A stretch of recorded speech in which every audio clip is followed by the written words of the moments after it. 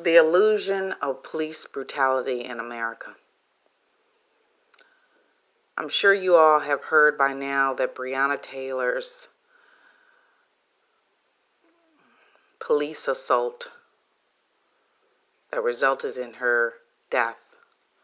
One of the police officers is now trying to sue Breonna Taylor's boyfriend. He was the boyfriend that was also in the house that had his weapon legally. He's trying to sue him because he claims that Breonna Taylor's boyfriend shot at him and only hit his leg. Mattingly is the police officer. I think his name is Sergeant Mattingly. Did an interview recently where he deflected on a lot of the questions by pointing out that George Floyd was not that innocent. He was no hero. You can just tell by the interview that Mattingly did what his ideology is. There's an illusion that police brutality does not exist. It clearly exists in this country. It's been existing since slavery. In fact, police officers started policing when they were slave catchers. That's how the police department started.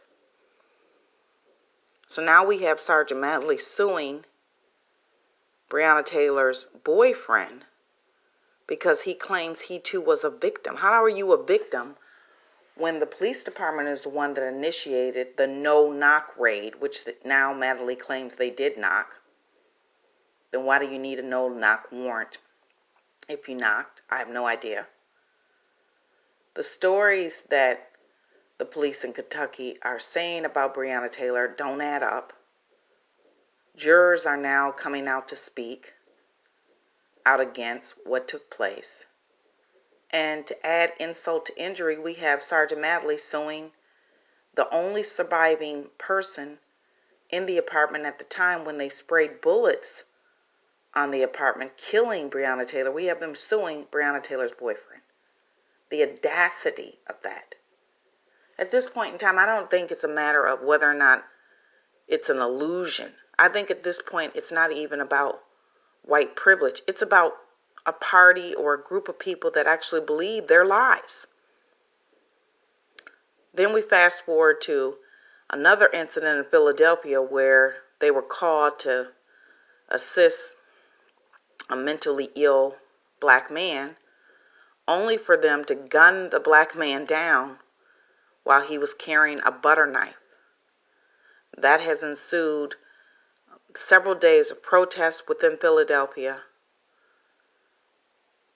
And all of a sudden, Rickia Young, who was driving through or trying to drive around the protest, I'm not sure exactly why she was there other than dropping off and picking up family members, etc., had her 2-year-old child in the car while the protests were going on in Philadelphia, only for the car that she was driving to be attacked.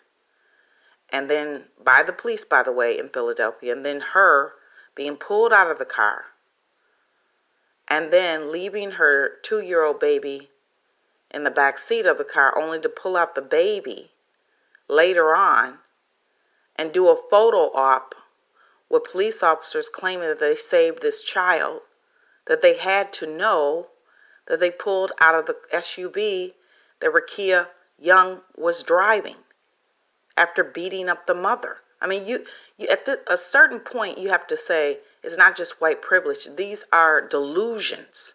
And I guess if you start off with a lie, which this country has started off with a lie, it's denied African Americans their reparations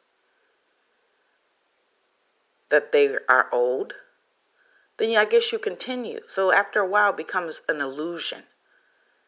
Sergeant Mattingly in Kentucky is delusional.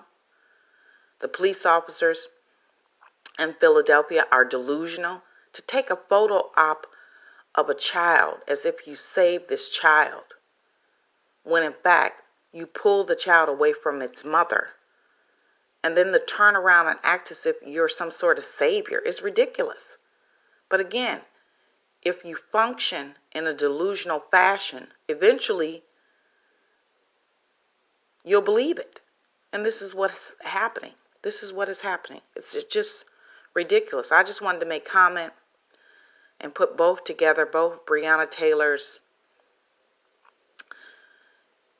situation about madly suing her surviving boyfriend, because they definitely tried to blame her boyfriend for everything, only to find out that they couldn't get away with it, as well as what happened recently in Philadelphia with Rickia Young, where they beat up the mom, pull the child out, and take a photo op, and they posted it on social media that they saved the child.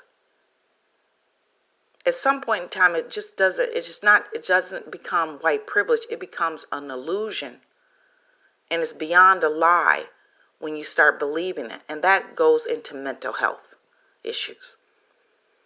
So I'm convinced that some of the parties really do believe that there's no police brutality in this country because they're so used to lying about it.